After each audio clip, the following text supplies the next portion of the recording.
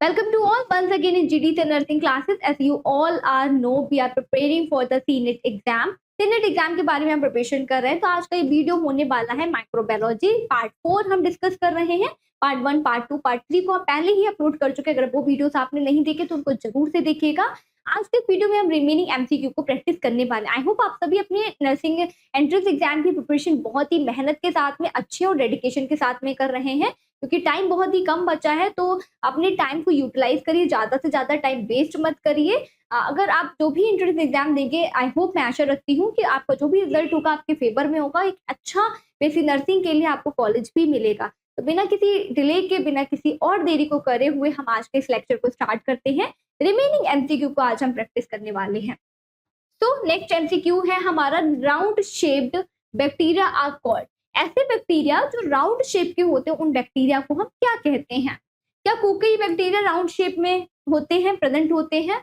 या फिर स्पाइरोचेट्स जो बैक्टीरिया होते हैं वो राउंड शेप में प्रेजेंट होते हैं? बेसिलई राउंड शेप में होते हैं क्या? या फिर स्ट्रेप्टोबैसिलई राउंड शेप में होते हैं? इससे रिलेटेड हम और भी क्वेश्चंस को प्रैक्टिस कर चुके हैं। अगर आप हमारे पहले की वीडियो देखें तो आप इस क्वेश्चन का आंसर मेरे बिना बताए ही बता सकते हैं। इनके नाम में एक्चुअल में छुपा हुआ है कि राउंड शेप के बैक्टीरिया कौन से होते हैं।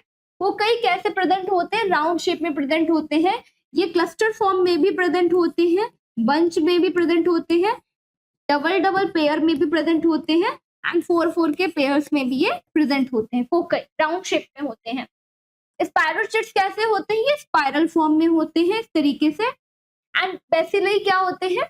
बेसिलई स्ट्रेप्टोबैसिलई कैसे होते हैं? राउंड शेप में, रॉड के शेप में ये प्रेजेंट होते हैं। तो cocci are the round shaped bacteria. ये किस में प्रेजेंट होते हैं? रॉड में। और ये दोनों किस में प्रेजेंट होते हैं? कोकई मींस राउंड शेप में प्रेजेंट होते हैं। नेक्स्ट हम देखेंगे यर्सीनिया पर्सिस्ट इज ये कौन सा है? क्या एक ग्राम नेगेटिव बैक्टीरिया है, या फिर gram positive bacteria, protozoa infection है, या फिर माइलर इन्फेक्शन ये कॉज करता है? तो Yersinia is a gram negative bacteria. दो तरीके के बैक्टीरिया होते हैं, gram positive and gram negative. Gram positive में क्या होता है? इनका सेल वॉल बहुत ही थिकेंड होता है। ग्राम नेगेटिव का सेल वॉल एलपीएस का बना हुआ होता है। ग्राम जो पॉजिटिव बैक्टीरिया होता है उनका स्ट्रेन कैसा होता है? पर्पल कलर का होता है। एंड ग्राम नेगेटिव का स्ट्रेन कैसा होता है? लाइट पिंक कलर का होता है। तो ये डिफरेंस है इनके बीच का। तो जो यर्सीनिया पर्सिस्ट है, ये कैसा बैक्टीरिया है? ग्राम नेगेटिव बैक्टीरिया है। Yersinia persist is the gram negative bacterium that cause the plague. ये क्या कॉज करता है? प्लेग को कॉज करता है। नेक्स्ट हम मूव करते हैं। हेमोफिलस इज द, हेमोफिलस क्या कॉज करता है? मेनिंजाइटिस, ब्रेन को इन्फेक्ट करेगा, स्पाइनल कॉर्ड को इफेक्ट करता है। तो ये किस तरीके का वायरस है? नॉन मोटाइल बैक्टीरिया होता है, ग्राम नेगेटिव होता है बैक्टीरिया, या फिर नॉन स्पोरिंग बैक्टीरिया होता है, या फिर ये सारी ही बैक्टीरिया का मिलकर बना हुआ होता है। सारी ही क्वालिटीज इसके अंदर होती हैं। तो हेमोफिलस कैसा है? नॉन मोटाइल बैक्टीरिया भी होता है, मोबिलिटी इसके अंदर नहीं होती, ग्राम नेगेटिव भी होता है, इसी के साथ ही साथ ये नॉन स्पोरिंग बैक्टीरिया होता है, उसमें कोई भी स्पोर नहीं प्रेजेंट होते। तो Haemophilus is the gram negative non sporing and the non motile bacteria. ये कैसा है? ग्राम नेगेटिव है, नॉन स्पोरिंग है, एंड इसी के साथ में नॉन मोटाइल बैक्टीरिया भी होता है। तो ये सारी ही क्वालिटीज किसके अंदर होती है? हेमोफिलस के अंदर होती है। जो किसको अफेक्ट करता है? ब्रेन को अफेक्ट करता है, मेनिंजाइटिस को कॉज कराता है। मेनिंजाइटिस जो ब्रेन की लेयर होती है उसमें इन्फ्लेमेशन होता है।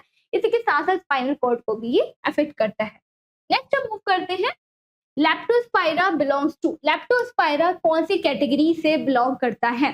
तो माइकोप्लाज्मा से बिलोंग करता है, या फिर रिकेट्सेई से बिलोंग करता है, एक्टिनोमाइसेट्स से बिलोंग करता है, या फिर स्पाइरोचेट्स से बिलोंग करता है? एक्चुअल में इसके भी नाम में ही छुपा हुआ है कि लेप्टोस्पाइरा किससे बिलोंग करता है। Leptospira belongs to the spirochetes. किसके फॉर्म में होता है? स्पाइरल शेप में होता है। देखिए यहाँ पे लिखा है ना लेप्टोस्पाइरा, तो कौन से शेप में होता है? स्पाइरोचेट्स के शेप में होता है। जब भी आप कोई भी एमसीक्यू प्रैक्टिस करें तो उसके ऑप्शंस को अच्छे से देखिएगा। अगर आप भूल रहे हैं, आपको उसके रिगार्डिंग में कुछ भी, उसके एसोसिएटेड कुछ भी नहीं याद आ रहा है, तो कभी कभार एमसीक्यूज में ही छुपा हुआ होता है, उनका आंसर इंडिकेट करता है कि इसका करेक्ट आंसर क्या होगा। जैसे इसमें था लेप्टोस्पाइरल, स्पाइरल से ही आप लर्न कर सकते हैं कि किससे बिलोंग कर रहा है, कौन सी क्लास है। स्पाइरोचेट्स से ये बिलोंग करता है। Leptospira is the genus of the spirochetes bacteria. किसके फॉर्म में है ये? स्पाइरोचेट बैक्टीरिया से बिलोंग करता है। माइकोप्लाज्म क्या होता है? एक बैक्टीरिया है, वायरल है, प्रोटोजोआ है, या फिर फंगल इन्फेक्शन है। तो हम सभी को पता है क्या होता है, माइकोप्लाज्मा एक बैक्टीरियल इन्फेक्शन है। Mycoplasma is the genus of the bacteria that lack of the cell wall. इसमें सेल वॉल नहीं होती। नेक्स्ट हम देखेंगे which is absent in the bacteria. Bacteria में क्या चीजें एब्सेंट होती हैं, ये वाला एमसीक्यू हम पार्ट 3 में भी कवर कर चुके हैं। एक बार फिर से रिवीजन करते हैं इसका कि बैक्टीरिया में क्या चीज एब्सेंट होती है। सेल वॉल प्रेजेंट होती है या फिर नहीं होती, माइटोकॉन्ड्रिया प्रेजेंट होता है या नहीं होता, राइबोसोम प्रेजेंट होते हैं या फिर ये सारी ही चीजें बैक्टीरिया में प्रेजेंट नहीं होती। तो cell wall and the ribosome ये दोनों ही प्रेजेंट होते हैं, बट माइटोकॉन्ड्रिया क्या होता है, ये एब्सेंट होता है किसमें, बैक्टीरिया के अंदर। नेक्स्ट हम देखेंगे ब्रूसेला। ब्रूसेला क्या है, ग्राम पॉजिटिव है, ग्राम निगेटिव है, नॉन मोटाइल है, कोकोबैसिलई का बना हुआ होता है या फिर ये सारी ही चीजें इसमें होती हैं। तो ब्रूसेला क्या है, ये एक ग्राम निगेटिव भी है, नॉन मोटाइल भी है और कोकोबैसिलई भी है, मींस रॉड शेप में भी होता है। Brucella is the gram negative, non motile and the coccobacilli bacteria. Next है which is the herpes virus. इनमें से हर्पस वायरस कौन है, जल्दी से बताइएगा। बैरिसिला जूस्टर वायरस या फिर herpes simplex virus, cytomegalo virus या फिर ये सारी। टॉर्च इन्फेक्शन के बारे में आपने सुना होगा कि जो मैटरनल होते हैं, मदर होते हैं, टॉर्च इन्फेक्शन अगर होता है तो कंजेनिटल अब्नॉर्मलिटीज को बेबी में कॉज करता है, प्रेगनेंसी के टाइम पे जेनेटिक डिसऑर्डर के अंदर आता है। तो हर्पस सिम्प्लेक्स वायरस क्या है, ये किस क्लास के अंदर आता है, क्या सिर्फ बैरिसिला जूस्टर वायरस के अंदर आता है या फिर हर्पस सिम्प्लेक्स वायरस के अंदर या फिर साइटोमेगालो वायरस इसमें इन्वॉल्व होता है। तो ये सारी एक में ही है, साइटोमेगालो वायरस, ये सारी ही चीजें क्या है, किसकी क्लास के अंदर आती है, हर्पस वायरस के अंदर आती है। हर्पस वायरस क्या इंक्लूड करता है, इन सारे ही वायरस को इंक्लूड करता है। Varicella zoster virus, herpes simplex virus and the cytomegalo virus are the part of the herpes virus family. ये क्या है, हेड मेंबर है और इनके फैमिली मेंबर कौन है, varicella zoster, herpes simplex virus and the cytomegalo virus है। Next हम देखेंगे which of the following immunity does not provide long term immunity। ऐसा कौन सा टाइप होता है इम्यूनिटी का जो लॉन्ग टर्म इम्यूनिटी को प्रोवाइड नहीं करता, जो शॉर्ट टाइम पीरियड के लिए होता है। नेचुरल एक्वायर्ड एक्टिव इम्यूनिटी, जो नेचुरली पेशेंट को एक्वायर होती है और एक्टिव इम्यूनिटी के फॉर्म में होती है, एक्टिवली उनकी बॉडी में जो एंटीबॉडीज होते हैं वो एक्टिव फॉर्म में प्रेजेंट होते हैं, या फिर आर्टिफिशियली बाहर के सोर्सेस से वैक्सीनेशन के थ्रू उन्होंने एक्वायर्ड करा है। और कैसा इम्यूनिटी है, पैसिव फॉर्म में है, जिसका जो एंटीबॉडीज हैं वो प्रेजेंट अभी हैं प्रेजेंट टाइम में। आर्टिफिशियल एक्वायर्ड एक्टिव इम्यूनिटी या फिर आर्टिफिशियली उन्होंने एक्वायर्ड करा है या फिर ऑल ऑफ द अबव या फिर ये सारी ही चीजें इसमें इन्वॉल्व हैं। सो ऐसा कौन सा इम्यूनिटी है जो लॉन्ग टाइम पीरियड के लिए नहीं होता, आर्टिफिशियली मीन बाहर के सोर्स से उन्होंने एक्वायर करा है, एंड पैसिव इम्यूनिटी जो शॉर्ट टाइम पीरियड के लिए होता है, लंबे समय के लिए नहीं होता, पर्टिकुलर टाइम पीरियड के लिए ही होता है, जो उसका टाइम ड्यूरेशन होता है वो लिमिटेड होता है।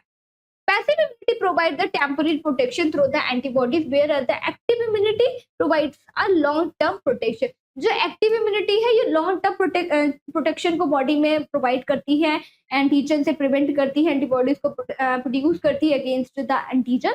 बट जो पैसिव इम्यूनिटी है वो शॉर्ट टाइम पीरियड के लिए होती है और कैसा है, आर्टिफिशियल फॉर्म में होता है। ये होगा इसका आर्टिफिशियल एक्वायर्ड एक्टिव इम्यूनिटी क्या है, ये लॉन्ग पीरियड के लिए होती है, बट ये किसके लिए होती है, शॉर्ट टाइम पीरियड के लिए होती है। Which of the following is not a DNA virus, इन सभी में से डीएनए वायरस क्या है। देखिए एक लिस्ट आपको बनानी बहुत ही ज्यादा जरूरी है माइक्रो ऑर्गेनिज्म से रिलेटेड, अगर आप इस साथ में पढ़ेंगे तो बहुत हौच पौच हो जाएगा और भूलने के चांसेस ज्यादा हो सकते हैं। तो डीएनए एंड द आरएनए के कौन कौन से वायरस होते हैं उनका एक लिस्ट बनाइए, इसी के साथ साथ ग्राम निगेटिव ग्राम पॉजिटिव बैक्टीरिया कौन सा होता है उनका एक लिस्ट बनाइए। किस साइंटिस्ट ने, किस माइक्रोलॉजिस्ट ने कौन कौन सी चीजें दी हैं, किसने क्या चीजें डिस्कवर करी हैं, उसके बारे में भी एक लिस्ट बनाइए, जिससे जब भी आप एग्जाम देने जा रहे हो तो आपको रिवीजन करने के लिए इजी रहे, ज्यादा आपको इधर उधर के सोर्सेस से ढूंढना ना पड़े। एक कॉपी में आपके पास में लिखा हुआ होगा तो इजी रहेगा आपको याद करने के लिए। तो which of the following is not a DNA virus, इनमें से डीएनए वायरस के अंदर कौन सा नहीं आता है। Herpes virus is a DNA virus or the RNA virus. Adenovirus is a RNA or a DNA virus.